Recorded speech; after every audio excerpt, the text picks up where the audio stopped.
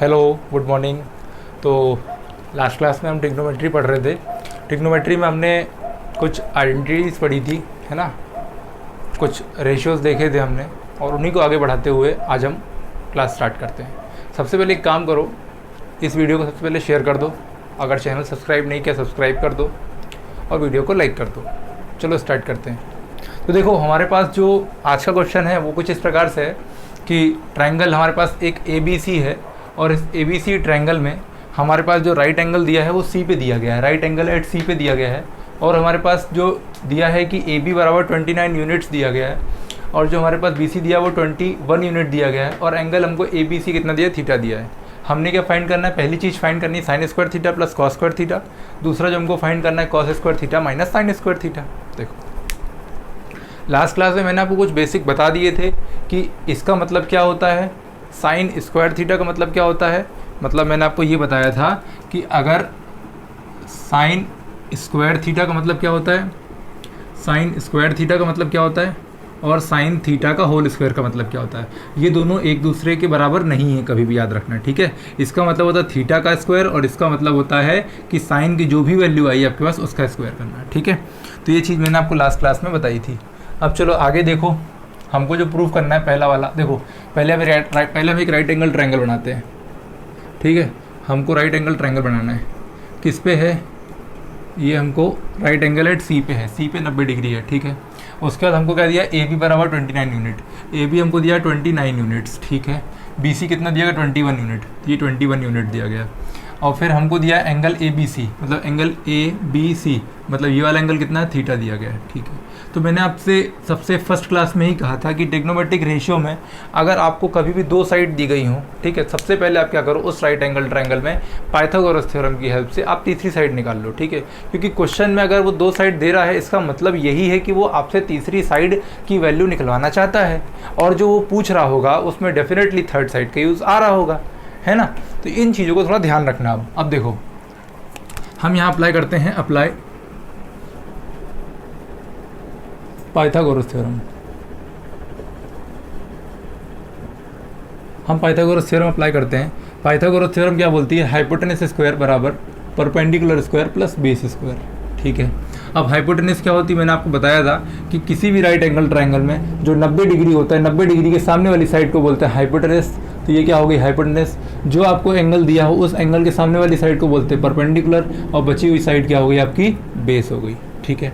अब हाइपोटेनस का स्क्वायर मतलब 29 का स्क्वायर बराबर पी स्क्वायर, पी की वैल्यू तो पता नहीं है अपन को, तो पी ही लग देना अपन को, और बी कितना है 21 का स्क्वायर।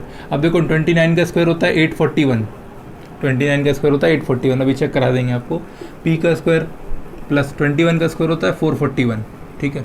देखो 29 का स्क्वायर 841 कैसे है, आपको यहाँ मल्टीप्लाई करके बताता हूँ। देखो ये आपने लिखा है यहाँ 29 इंटू 29, 9 9 ज़ा 81, कैरी आया 8, 9 2 ज़ा 18, 18 प्लस 8 26, ठीक है।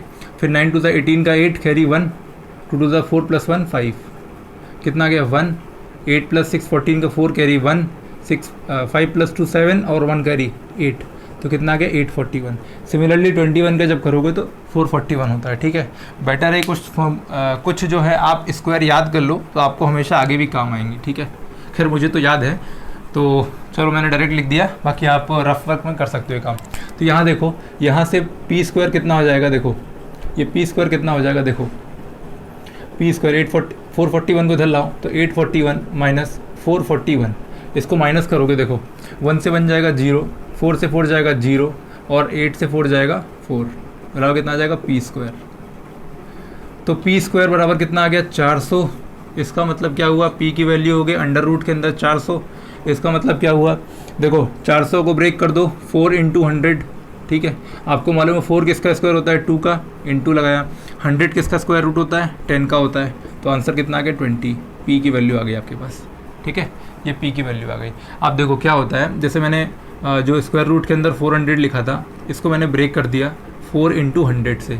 फिर मुझे मालूम था 4 को लिख सकता हूँ मैं 2 इंटू 2, और 100 को लिख सकता हूँ 10 इंटू 10, ठीक है। फिर मुझे मालूम था कि स्क्वायर रूट के अंदर दो नंबर को मिला के एक डिजिट बाहर आती है, तो 2 बाहर आ गया।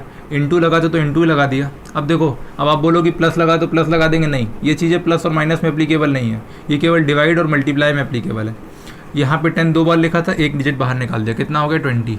देखो अगर सेम कंसेप्ट अगर ये यहाँ होता है ऐसा, अगर ये ऐसा लिख रहे होते आप, फॉर एग्जांपल मैं ले लेता हूँ 2 इंटू 2 प्लस 10 इंटू 10 ले लेता हूँ मैं एग्जांपल के लिए केवल। देखो तो अगर अब आप सोचो कि 2 इंटू 2, यहाँ से 2 बाहर निकाल लिया, प्लस साइन लगा दिया, और 10 दो बार लिखा हुआ है तो एक पेयर बाहर आ गया तो 10 बाहर आ गया, और 10 + 2 12, ये लिख दो, तो ये गलत है। याद रखना, ये जो स्क्वायर रूट वाले जितने कंसेप्ट है वो केवल और केवल मल्टीप्लाई में और डिवाइड में एप्लीकेबल है, केवल और केवल मल्टीप्लाई और डिवाइड में, आप प्लस और माइनस में नहीं कर सकते, ठीक है। तो ये चीज़ ध्यान रखना है। यहाँ से अगर आपको बाहर निकालने बोलेगा तो आप इसको देख के कुछ भी बाहर नहीं निकाल सकते, इसको देख के कुछ भी बाहर नहीं निकाल सकते। हाँ, अगर आप करना ही चाहो तो इसको आप ऐसे कर सकते थे बस कि देखो फॉर एग्जांपल ये लिखा है 4 + 100, ये लिखा है 104। अब आप चाहो अगर जो कुछ बाहर निकालना है या क्या बाहर निकलेगा वो चेक करना है, तो सबसे पहले क्या करो, 104 का आप फैक्टराइज करो। 2 5 = 10, 2 2 = 4, 2 2 = 4, 2 6 = 12, उसका 2 1 = 2, 2 3 = 6 और 13 बनता जाएगा, ठीक है। तो कितने फैक्टर आए इसके आए 2 इंटू 2 इंटू 2 इंटू 3 आए। तो अब आप देखो, इसका मतलब ये कुछ ऐसा ही लिखा हुआ है कि स्क्वायर रूट के अंदर लिखा है 2 इंटू 2 इंटू 2 इंटू 3, सॉरी 3 नहीं 13 है। अब देखो 2 का मिलके एक बाहर आ जाएगा डिजिट, तो 2 बाहर आ गया, स्क्वायर रूट में कितना बचेगा 2 इंटू 13, मतलब ये आंसर आ जाएगा 2√13 2 = 26, ये आ गया, ठीक है। ये हमारे इस क्वेश्चन से रिलेशन कुछ भी नहीं है, लेकिन ये केवल आपको इसलिए बताया कि आपको आगे दिक्कत ना जाए, ठीक है। सारी चीज़ों को स्ट्रॉन्ग करते हुए हम आगे बढ़ रहे हैं, ठीक है। तो देखो भाई, ये तो समझ में आ गया। मैं आपको छोटी छोटी चीज़ें बिल्कुल क्लियर कंसेप्ट करते जा रहा हूँ, ठीक है, जिससे आपको आगे दिक्कत ना जाए। जो भी चीज़ क्या होता है, सामने जब बच्चा बैठा होता है तो एक अलग एक्सप्रेशन से देख के समझ में आ जाता है कि इसको समझ में आ रहा है कि नहीं आ रहा है, ठीक है। तो अभी आप लोग हमारे वर्चुअल सामने तो हो लेकिन वर्चुअल हो, तो जो चीज़ें मुझे लग रहा है कि आपको डाउट हो सकता है या जहाँ पे भी डाउट हो सकता है तो मैं आपको क्लेरिफाई कर देता हूँ, ठीक है। और कुछ चीज़ें जैसे मैंने आपको बताया कि कुछ चीज़ें मुझे एज इट इज़ पहले से याद है, जैसे कि 29 का स्क्वायर, 28, 21, इस सब के स्क्वायर तो मुझे ऑलरेडी याद है, क्यूब स्क्वायर सब याद है, तो मैं डायरेक्टली लिख दे रहा हूँ। आपको याद नहीं है तो कोई बात नहीं, आप मल्टीप्लाई करके देख लो, ठीक है। मैंने आपको पहली ही क्लास में बताया था, जो बेसिक मैंने क्लास ली थी अपने इस चैनल पर, तो मैंने आपको कहा था कि बेसिक की क्लास ज़रूर देख लो। मैंने उसमें कुछ चीज़ें बताई थी आपको, है ना। तो स्क्वायर कुछ बताए थे, कुछ मल्टीप्लिकेशंस बताए थे, है ना। और आगे भी हम कुछ अपनी आगे आने वाली जो भी क्लासेस रहेंगी उसमें हम चीज़ों को करते जाएंगे। तो चलो वापस अपने क्वेश्चन के ऊपर आते हैं। तो देखो हमारे पास यहाँ लिख लो पहले कि लिख लो परपेंडिकुलर कितना आ गया 21 आ गया, बेस कितना हमारे पास दिया था 20 आया, बेस दिया था हमारे पास 21 दिया था, ठीक है। हाइपोटेनस हमको दी थी 29। अब पहली कंडीशन चेक करो, आप क्या करेंगे, पहली फर्स्ट वाला चेक करेंगे। फर्स्ट वाले में क्या फाइंड करना है, cos square theta plus sine square theta. आगे आने वाली क्लास से जब हम पढ़ेंगे तो हमको ये आइडेंटिटी है कि sine square theta plus cos square theta बराबर 1 होता है। ये एक आइडेंटिटी होती है, sine square theta plus cos square theta बराबर 1 होता है। बट फिर भी चलो हम इसको प्रूफ कर देते हैं, ये 1 ही आएगा, देखना, क्योंकि आगे जब हम आइडेंटिटीज़ पढ़ेंगे तो उसमें आएगी। चलो देखो कॉस क्या होता है, देखो सबसे पहले क्या करो आप, कन्फ्यूज़न ना पैदा हो इसलिए सबसे पहले क्या करो आप, मैंने आपको कहा था कि कहीं पे साइन स्क्वायर थीटा है तो उसको क्या लिख लो, साइन थीटा का होल स्क्वायर। कहीं कॉस स्क्वायर थीटा, उसको लिख लो पहले कॉस थीटा का होल स्क्वायर। अब कॉस क्या होता है, बेस अपॉन हाइपोटेनस होता है, इसका होल स्क्वायर लगाओ, प्लस ये होता है परपेंडिकुलर अपॉन हाइपोटेनस, इसका स्क्वायर लगाओ। अब देखो बेस की वैल्यू कितनी दी गई है, 21 दी गई है, हाइपोटेनस की 29 दी गई है, हाँ 29 का होल स्क्वायर, प्लस परपेंडिकुलर की वैल्यू 20 आई है, हाइपोटेनस की 29 आई है। अब देखो इसको कर दो 21 का स्क्वायर अपॉन 29 का स्क्वायर प्लस 20 का स्क्वायर अपॉन 29 का स्क्वायर। अब देखो यहाँ पे दो चीज़ें देखो, एक बार देखो गौर से, इसका मतलब कहीं पे अगर p अपॉन क्यू लिखा है और इसका होल स्क्वायर लगा है, इसका मतलब ये होता है कि p का स्क्वायर भी करना है और q का स्क्वायर भी करना है, ठीक है। अगर p इंटू क्यू लिखा हो का होल स्क्वायर लगा हो, इसका मतलब ये होता है कि p का स्क्वायर करना है, इंटू लगाना और q का स्क्वायर करना है, ठीक है। तो ये कुछ छोटी छोटी सी बातें हैं जो हम क्वेश्चन के साथ आपको क्लियर करते जा रहे हैं, ठीक है। तो चलो देखो आगे। तो अब यहाँ पे देखो, अब यहाँ पे देखो 21 का स्क्वायर तो मैंने यहीं पे देख लिया था, 441 आया था, तो मैं डायरेक्टली इस स्टेप को लिख देता हूँ 441 लिख देता हूँ अपॉन। अब देखो 29 का स्क्वायर करना चाहो तो कर लो, नहीं करना चाहो तब भी अभी काम चल जाएगा। बट फिलहाल अपन 21 का स्क्वायर करके रखा है, कितना 841, तो यहाँ लिख दो 841 प्लस 20 का स्क्वायर होता है 2 का स्क्वायर 4, 10 का स्क्वायर 100, 400 अपॉन, शायद आपको दिक्कत जारी होगी यहाँ पे, बताता हूँ मैं आपको। देखो एलसीएम लो, एलसीएम कितना आएगा 841 आएगा, ठीक है। यहाँ तो डायरेक्टली 441 प्लस 400, ये कितना आ गया 841, ओके अपॉन 841, पूरा पूरा कट जाएगा, आंसर कितना आ जाएगा 1, ठीक है। देखो यहाँ पे कुछ चीज़ देखो, यहाँ पे दोनों का डिनोमिनेटर सेम है तो एक बार लिख दिया। इस अब क्या करना, इस नंबर को इस नंबर से डिवाइड करो। क्या मैंने बोला, ये जो ये वाला नंबर है 841 को 841 से डिवाइड करो और जितना आएगा उसको इससे मल्टीप्लाई करना है, ये तो हमने देखा था। तो इसको डिवाइड करो, कितना आएगा 1, और 1 को इससे मल्टीप्लाई करोगे यही आएगा। सिमिलरली इस केस में करना है।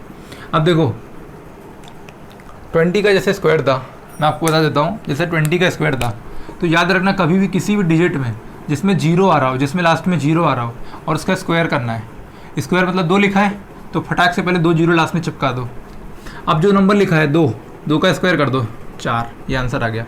एक और एग्जांपल लेते हैं अपन। फॉर एग्जांपल आपको 40 का स्क्वायर करना हो, मैंने बोला लास्ट में जीरो है, ठीक है सर है, अब स्क्वायर है तो 2 जीरो चिपका दो, पहले 2 जीरो लगा दिए। 4 का स्क्वायर किया 16 आंसर आ गया, ठीक है। एक और एग्जाम्पल ले लो, कहाँ करें, चलो यहाँ करो। देखो एक और एग्जाम्पल ले लो, आप 30 का स्क्वायर ले लो, 0 है 2 जीरो पीछे लगा दो, 3 का स्क्वायर 9 होता है। आप 80 का स्क्वायर करना चाहो, 0 है तो लास्ट में 2 जीरो लगा दो, 8 का स्क्वायर 64, ये आंसर आ गया। आप 90 का स्क्वायर करना चाहो, 0 है 2 जीरो लगा दो पहले पीछे, 9 का स्क्वायर 81। आप 100 का स्क्वायर करना चाहो, अब देखो मैंने क्या कहा था, लास्ट में 0 है तो उसके 2 जीरो पहले लगा दो आप, फिर क्या बचा 10 का स्क्वायर कितना होता है 100, तो ये आंसर आ गया, ठीक है। उम्मीद करते हैं छोटी चीज़ आपको समझ में आई होगी। तो मेरा पहला वाला क्वेश्चन प्रूव हो गया है कि sine square theta plus cos square theta की मैंने वैल्यू जो है 1 निकाल दी है, ठीक है।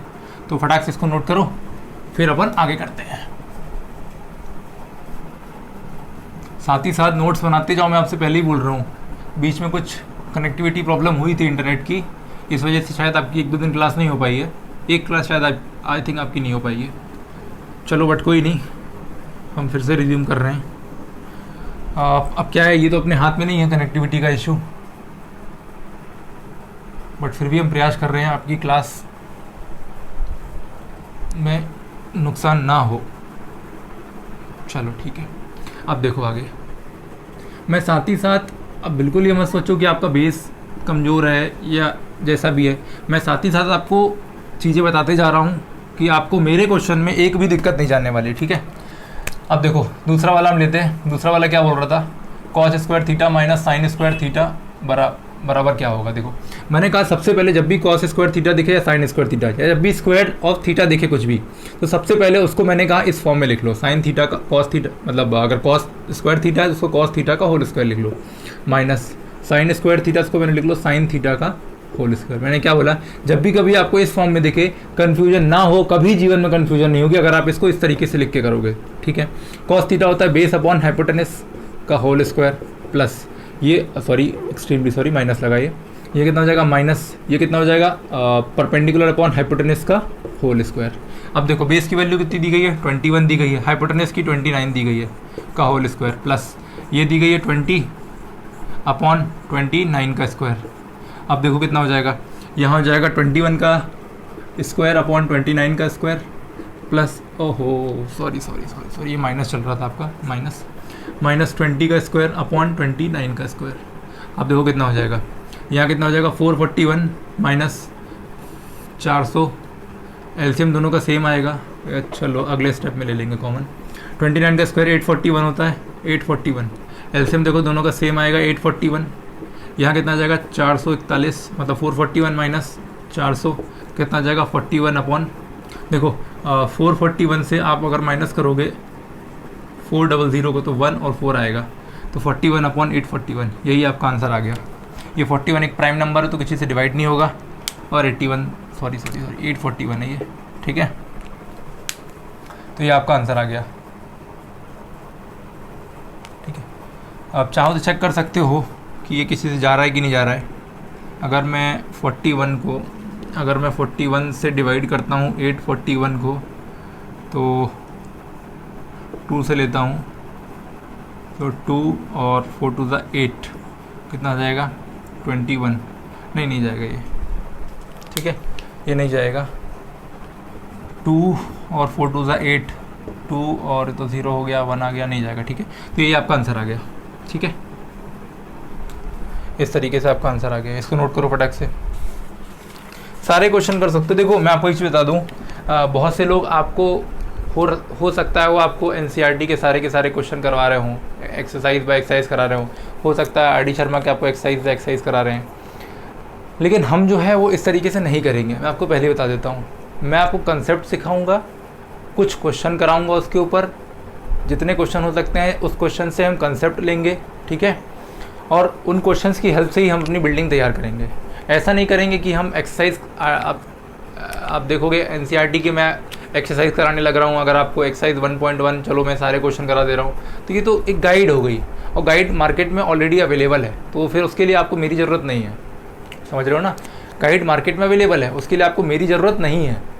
तो मैं आपको कंसेप्ट सिखाऊंगा, आपको गाइड नहीं बताऊंगा मैं पूरी चीज़ें, आपको गाइड की तरह मैं सारी चीज़ें लिखवा नहीं दूंगा कि आपको सारे क्वेश्चन में छपवा दूँ जो आपके एनसीईआरटी में है, क्योंकि गाइड मार्केट में ऑलरेडी अवेलेबल है, तो आप चाहो तो वहाँ से ले करके जो है अपनी सारी चीज़ें छाप सकते हो। लेकिन मैं आपको वो नहीं कराऊंगा, मैं आपको कंसेप्ट दूंगा जिसके बेसिस पे आप टफ से टफ क्वेश्चन कर सकते हो। मैं आपको तरीका बताऊंगा कि इन क्वेश्चंस को कहाँ से पकड़ते हैं, किस तरीके से अप्रोच लेके जाते हैं, क्या क्या बीच में बेसिक आपको जो दिक्कत दे सकती है वो मैं डिलीवर करूँगा आपको, समझ रहे हो। तो अगर किसी को समस्या होगी कि सर आप एनसीईआरटी के एक्सरसाइज बाय एक्सरसाइज नहीं करा रहे, तो मैं नहीं कराने वाला, वो पहले ही बता देता हूँ आपको। मैं आपको जितना कराऊंगा, मैं इस बात का चैलेंज लेता हूँ, मैं जितने क्वेश्चन आपको कराऊंगा, जो कंसेप्ट आपको बताऊंगा, उससे आपका एनसीईआरटी का एक क्वेश्चन सॉल्व हो जाएगा। एनसीईआरटी हो, आर.डी. शर्मा हो, प्रदीप हो, आर.एस. अग्रवाल हो, कोई भी XYZ बुक हो, मैक्स स्कोरर हो, कोई भी XYZ बुक हो आपके पास, all in one XYZ book हो आपके पास, आपके सारे क्वेश्चन सॉल्व हो जाएंगे। ये मैं चैलेंज लेता हूँ। बस मैं जितना करा रहा हूँ उन कंसेप्ट को पकड़ के अच्छे तरीके से सॉल्व करते जाओ बस, ठीक है। आपको गाइड की ज़रूरत नहीं पड़ेगी, आप एक गाइड लेके केवल एक बुक सॉल्व कर सकते हो, लेकिन बाकी बुक का क्या, और बुक का क्या, क्वेश्चन तो बहुत सारे क्वेश्चन बन सकते हैं अलग अलग तरीके से। तो हर क्वेश्चन के लिए आपको गाइड अवेलेबल भी नहीं हो पाएगी, आप कितनी गाइड से करोगे। तो बेटर है कि मेरे साथ आप कंसेप्ट सीखो, और जो मैं गाइडलाइन आपको दे रहा हूँ, जो मैं सिखा रहा हूँ, उन चीज़ों को सीखते जाओ। कोई डाउट होता है तो आप कमेंट बॉक्स में मेंशन करो अपना डाउट कि यहाँ सर मुझे दिक्कत आ रही, कोई शेम की बात नहीं है। आप डाउट पूछ रहे हो, आपका एक कंसेप्ट क्लियर होगा, आप आगे बढ़ोगे। जो नहीं पूछ रहा है वो आगे नहीं बढ़ेगा, ऑब्वियस सी बात है, ठीक है। तो चलो हम आगे करते हैं फटाक से, एक और क्वेश्चन देखते हैं आज का। क्वेश्चन सब छोटे छोटे ही हैं, ऐसा कुछ नहीं है।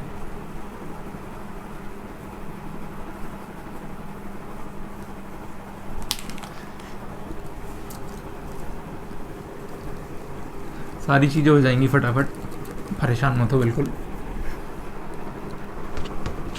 जीरो से लेकर के। और आप देख ही रहोगे हर क्लास में, जहाँ कहीं भी मुझे लगता है कि यहाँ आपको डाउट हो सकता है, मैं तुरंत आपको क्लेरिफाई कर देता हूँ। हाँ, अगर किसी को मेरी स्पीड तेज़ लग रही हो तो एक्सट्रीमली सॉरी, आपके पास यूट्यूब पे ऑप्शन मिलता है डबल स्पीड करने का, 1.5 गुना स्पीड करने का, है ना, और 0.75 का स्पीड मिलता है। अभी जो बाई डिफ़ॉल्ट चल रहा होगा 1 की स्पीड में चल रहा होगा, आप चाहो तो इसको 0.75 की स्पीड से चला सकते हो, ठीक है। अगर कम करना है तो, और कम करना है 0.5 की स्पीड से चला सकते हो। बढ़ाना है सिमिलरली तो 1.25 से लेकर के आप 1.5 कर सकते हो, 1.75 कर सकते हो, और 2 कर सकते हो, ठीक है। वो आपके ऊपर है, वो आपका लुकआउट है, ठीक है। चलो तो आगे देखो, आगे मैं क्वेश्चन लेता हूँ एक, देखो बहुत प्यारा क्वेश्चन है कि अगर मेरे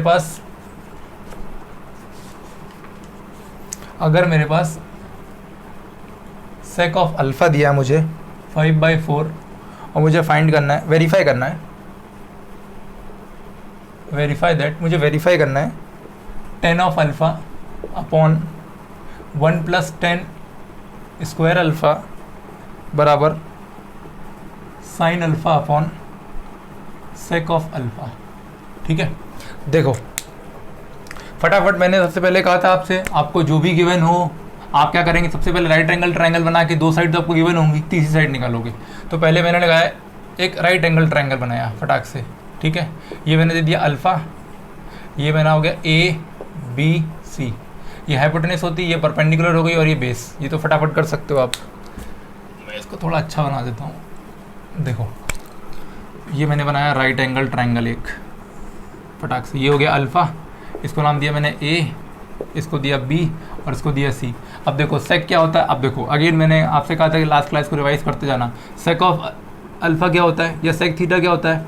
कॉस का उल्टा। कॉस क्या होता है? Base upon hypotenuse. तो सेक ऑफ थीटा मुझे मालूम था कि हाइपोटेनस अपॉन बेस होता है, ठीक है। तो देखो मुझे गिवन क्या है, सेक ऑफ अल्फ़ा गिवन है, मुझे गिवन है सेक of alpha. Sec of alpha कितना होगा? हाइपोटेनस अपॉन बेस होगा, और इसकी वैल्यू कितनी दी गई? 5/4। तो हाइपोटेनस की वैल्यू 5, बेस की वैल्यू 4। तो ये हो गई परपेंडिकुलर, ये हो गई बेस और ये हो गई हाइपोटेनस। हाइपोटेनस की वैल्यू दी गई है 5, बेस की वैल्यू 4। आप लगाएंगे